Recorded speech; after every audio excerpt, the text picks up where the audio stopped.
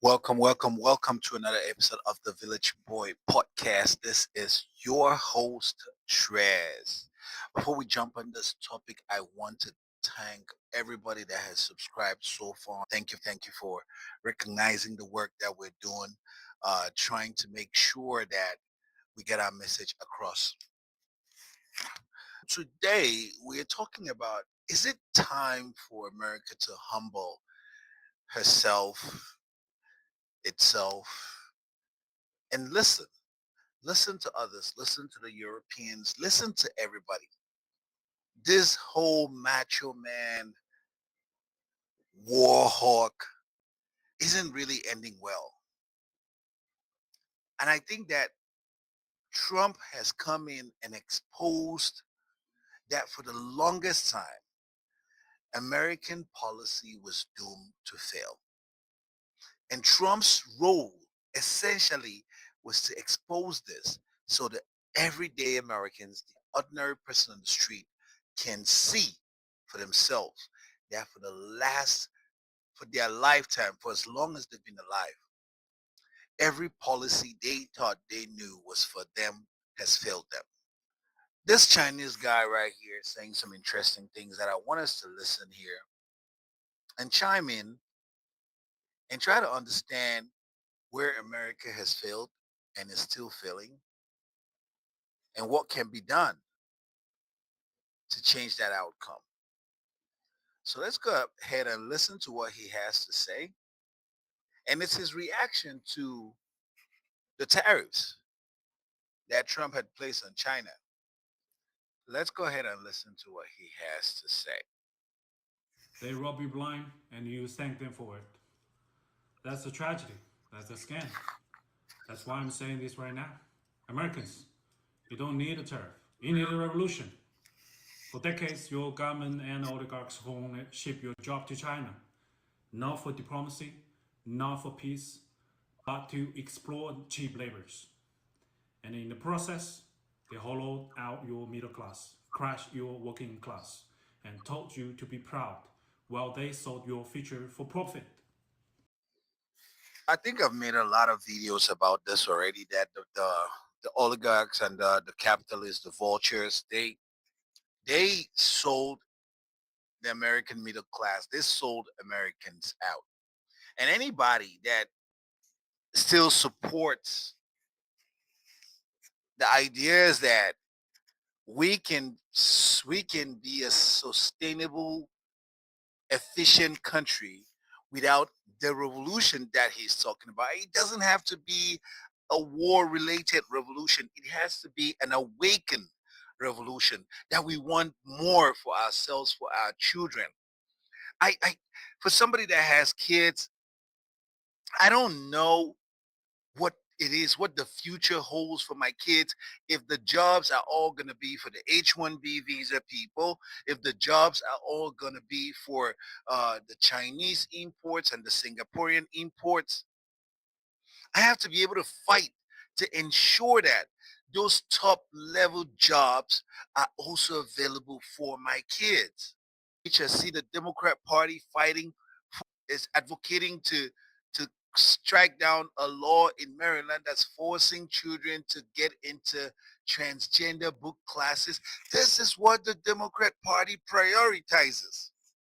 Why we are fighting to level the intellectual playing field with China, because the Chinese kids are light years ahead.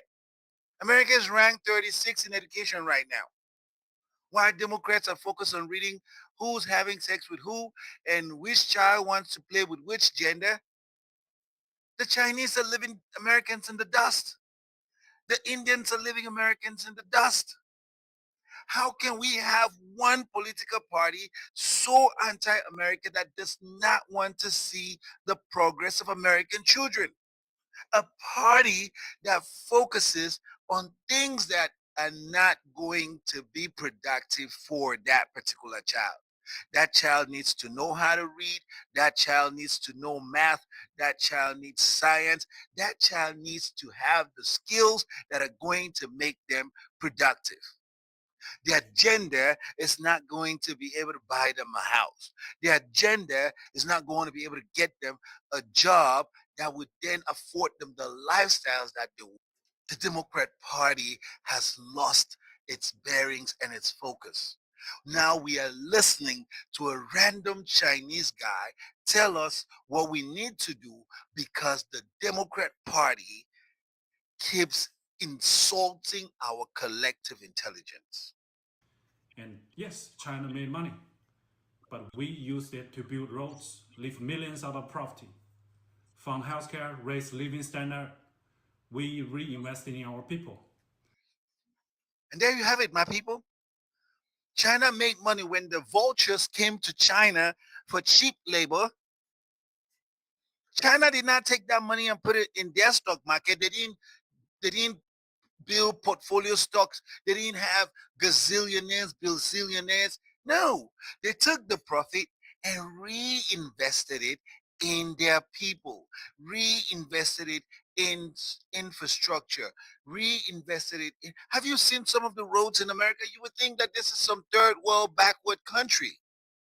It could take 6 months to 2 years to patch up a little stretch of roads in America. I was visiting Texas one time and I asked them, why is there no high speed train between Houston and Dallas, the two biggest metropoles in that state? An hour from Dallas to Houston, which means you could literally live in Dallas and work in Houston, or you could literally live in Houston and work in Dallas. You could leave in Dallas. You could leave Houston at 5 p.m., 6 p.m. You're in Dallas. You attend an event and you're back in Houston. But Americans are going to tell you that, oh no, we like to drive. We like to be in our private cars. Do you know how efficient it would be to be able to commute between Houston and Dallas in an hour? You will create options. The people who are going to fly are going to fly. The people who are going to use the trains are going to use the trains. The people who are going to drive are still going to drive. But you've created jobs, you've created options, and you've made life more efficient that I could just run. I need something in Houston. I need to see somebody real quick. I get on a train. In an hour, I'm in Houston, or in an hour, I'm in Dallas. A fast train between New York and Boston, a fast train between New York and Washington, D.C., via Philadelphia. But you got to take an Amtrak train that's going to take you 10 hours. It's a whole day gone. And you think that you're still able to compete with the likes of China when you take a whole day to travel some distance that you could have done in an hour because you thought fast, you thought efficiently. But see, Americans lack the intellect right now to think about stuff like that because China is investing in its people. It's investing in its infrastructure. But how did China get to this place? Americans showed them how.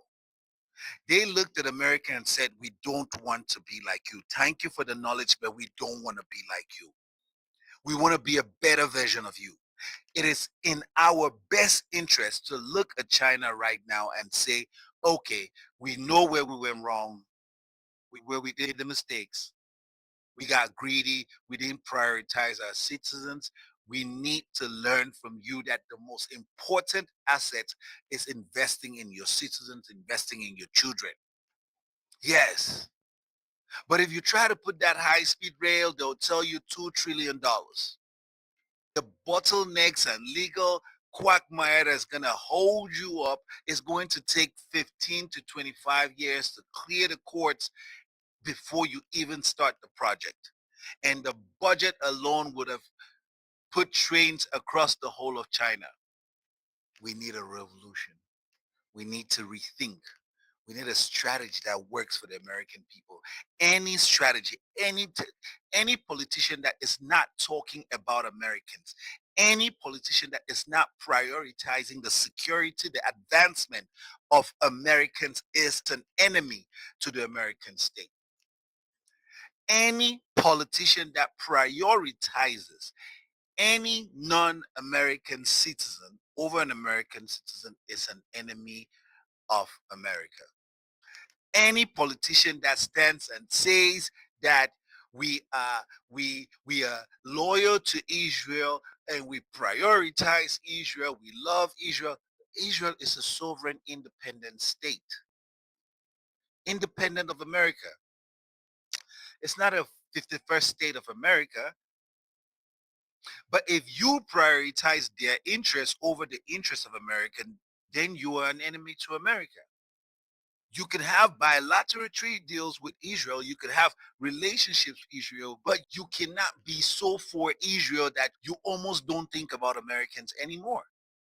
Americans who are supportive of any country are not pro-America because your loyalty is not with building America, getting us back to a place where we're seeking this revolution for a rebirth of America that is the greatest country in the world. Right now, as we speak, China looks like the greatest country in the world. My family also benefit from it. What did your oligarchs do? They bought yachts, private jets, and mansions with golf course driveways. They manipulate the market, dodge tax, and poured billions into endless wars. And you get stagnant wages, crippling healthcare costs, cheap dopamine, debt, and flag to wave, probably made in China, while they pick your pocket. That was funny. He said the flag that you wave was probably made in China, and he's probably right. Cheap dopamine. We glued the housewives of Atlanta, housewives of Dallas distractions. Why they siphon trillions and trillions and trillions of dollars while kids cannot read, while kids cannot solve arithmetic, while kids cannot read at a great level. Currently, we have a love of country problem. We have a prioritization problem. But I think that the biggest problem in America is our diversity. I know they do say diversity is strength. But I've come to the painful conclusion and realization that in America, diversity is not strength.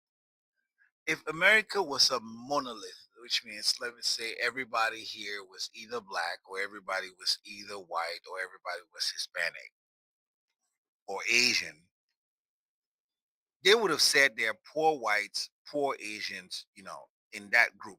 They would have understood that. The rich class would have understood that. But the problem in America is that if we decide that we wanted universal health care, middle class white people who are looking down on other people of color, of other colored people, I don't like the word people of color, of other colored people, they will say, I don't want my tax to go take care of those lazy bums, those lazy colored people over there because they don't have shared interests. But if they were poor whites, they would have been okay. That's why our laws like universal health care are not being passed. They're not. Don't believe that they're telling you that socialism. There's socialism all over America. America is partly socialistic. Property taxes, socialism. They take money from your properties, from you, and then they pay for the community as a whole. Right? Public schools, public university, the military, the police, the fire department, your libraries. These are all public services that are paid with community funds. We all put resources. They take it for the betterment of everybody. So you can use it even if you don't put any resources in it. Medicare, Medicaid, the VA, insurance, right? Housing assistance, food assistance. To think that a country can exist without some level of shared collective interest is just plain dumb. Plain dumb. But we should be able as a country and to look at where China is headed. We might never be able to get there. Not with Amtrak trains, not with these locomotive airlines that we have right now that have not been improved for over 40, 50 years. China is leading the way in almost every sector, bar military. And it's because they don't prioritize investing in military. Because if they did, the military industrial complex is going to go to China and start making weapons over there and bring them back to America. We know that because China is gonna make it so attractive for them to come make it over there. your stealth, and the government is going to shamelessly give Chinese weapons manufacturers in China, they're going to give them clearances to make it. They're going to pass the laws in Congress, and before long, they're going to be making all this military equipment in China. If you don't wake up, you're about to see that. America, as it stands, does not have a pharmaceutical company because every drug that you consume comes from China. Can you believe it? Every drug, every medication that you consume comes from China. China is the one making all of your pharmaceuticals, all of them. America needs a revolution. America needs to wake up. This country is going to go into the crapper if Americans don't stand and make a huge demand. So yes, let's keep liking. Hit that like button. Smash it. Smash it. Smash the like button. Hit the subscribe. Support the page. And thank you for loving on the page. And see you on another episode of The Village Board.